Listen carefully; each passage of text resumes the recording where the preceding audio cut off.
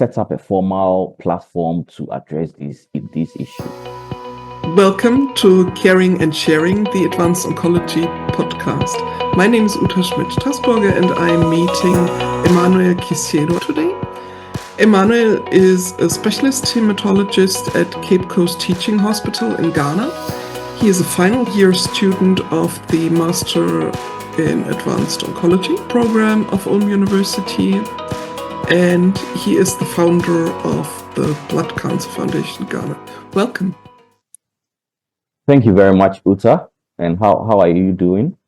Thank you. I'm looking forward to our conversation. Absolutely. So you recently have founded this Blood Cancer Foundation. Now, I would like to know what drove you to do that. All right. So first of all, thank you very much, Uta, for having me on this program. And it's an honor to be here this morning speaking to my scientific director, which is you, of the Master's Online Advanced Oncology program at Ulm University in Germany, a program that I started in 2023. And I am currently in my final year. And I can actually say you've been a great mentor. Your kindness and leadership has allowed me to establish a foundation that I plan on talking about today. So once again, thank you for creating this platform and allowing me to voice out my plans in helping to improve the management of blood cancers in Ghana. So I'll go straight to the point. So why did we establish this foundation? We did an analysis this year. So we compared 2023 to 2024, the data that we had, and then we noticed that there has been an increase in the number of hematological disorders. So between 2023 to 2024, over 2024, we noticed that there's a 58.6 rise in the number of hematological disorders, including blood cancers, of which non-Hodgkin's lymphoma was the most commonest, and this was followed by CML for our OPD cases. And then for the inpatient cases, we managed AML, a lot of AML cases, and NHL was the second most commonest. And the second reason that the trend of performance over the period of 2024, we noticed that there has been an increase in the number of admissions. There is a reduction in the number of patients who are going into remission whenever they have their treatment. There has been an increase in the number of patients who are relapsing after treatment. And then there's also an increase in the number of mortality. So we did a retrospective analysis and just to find out the reasons why we are having all these issues. And then we noticed that the real situation in Ghana is that there are certain factors that cause these issues. So that is the reason why we decided to set up this foundation to try and address these problems, just set up a formal platform to address these issues. If I dare interrupt you, so the data that you've been analyzing are the ones from the patients you've been seeing, right? So it's more like a hospital-based cancer registry.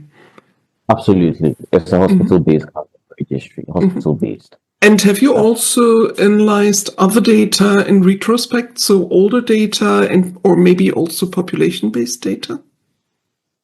Yes. We are in Ghana. So the first data that I analyzed was a data that was done or published some years ago between 2012 and 2016. And we noticed that there were similar findings. And when we compare it, we realized that the number of cases that they used to have in the past, which was within that year, if you compare it to the current data we have now, we realize that there's an increase in the number of cases. So Ghana was the first. The data that was done some years ago in Ghana, specifically Kulebu, was the first one we compared our data to. And then we also compared to the data locally, the one we had in our teaching hospital. We compared it to the last year cases, and then we realized that there has been an increase in the number of cases. And we also compared it to data close by, which is Nigeria.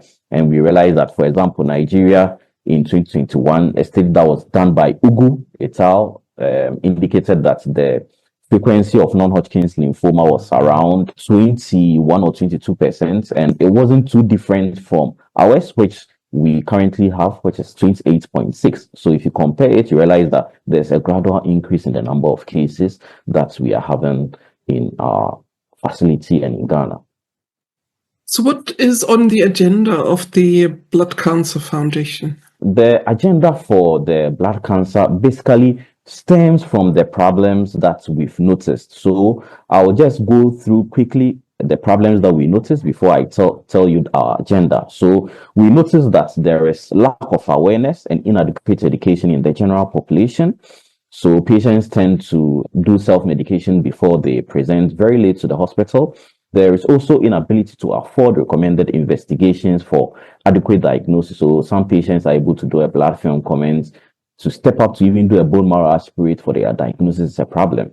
There is also inability to purchase medications that are needed in their management. So, for example, filgrastim, the chemotherapy that they need, and even WHO essential list medication like rituximab is extremely difficult for these patients to purchase these drugs.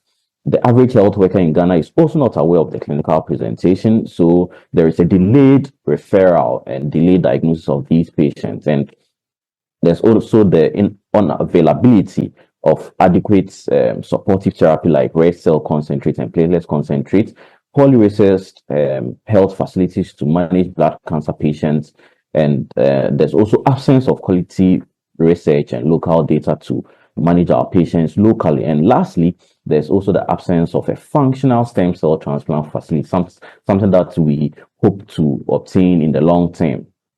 So the agenda for our foundation is basically simple.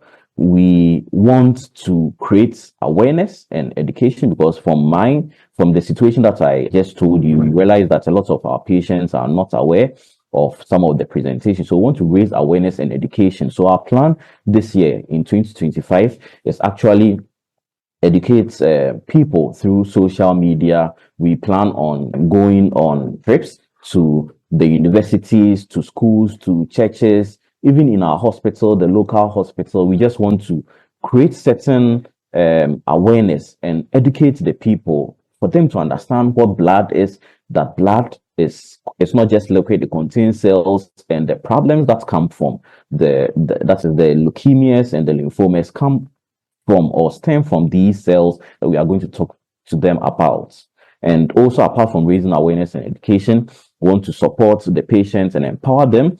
We want to improve their access to treatment and care. So one of our aims is to speak to the government, probably the diagnostic tests that they have to do, the treatments that they have to obtain, they can put them on the insurance so that these patients can be able to obtain them at a very low cost. And also talk to some other policy developers to help reach out to our patients. And then also, more importantly, research so that we can have local data that can better manage our patients. So these are our agenda for the foundation.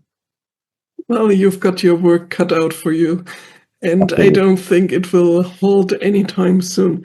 So I really compliment you on the founding of this foundation. It's mainly driven by you as a person, and I think you were so passionate just now talking about everything that's on your heart. And of course, me as an educator, I always like it when you want to educate people and just explain how things work and what we do know so far and what we still need to learn about things, and also how to manage things best under different and sometimes very difficult circumstances. So thanks a lot for joining me today, and I wish you all the best, and I hope that this little podcast episode will contribute to the visibility of the Blood Cancer Foundation Ghana, both on social media, but also on the professional social media like the LinkedIn that we will be covering as well. So thanks a lot for joining me, dear Emmanuel, and I'm looking forward to seeing you soon in person. Bye. Absolutely. Thank you very much. Hope to see you soon. Thank you.